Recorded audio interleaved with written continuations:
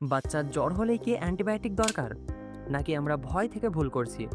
আসলে সত্যিটা হলো, বেশিরভাগ বাচ্চার জ্বর সর্দি কাশি হয় ভাইরাস থেকে। আর ভাইরাসের বিরুদ্ধে অ্যান্টিবায়োটিক একেবারেই কাজ করে না।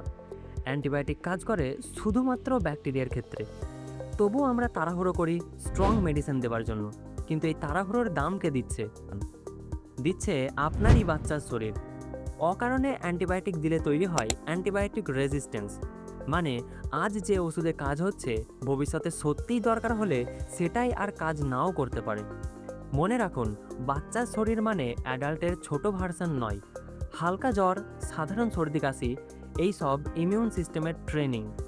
100 থেকে 101 ডিগ্রি জ্বর মানেই সব সময় ইমার্জেন্সি না, অনেক সময় ওয়েটিং অ্যান্ড ওয়াচিংই ট্রিটমেন্ট।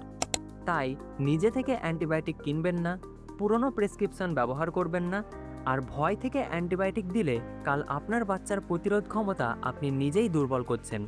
তাই ভয় থেকে নয়, সঠিক জ্ঞান থেকে সিদ্ধান্ত নিন।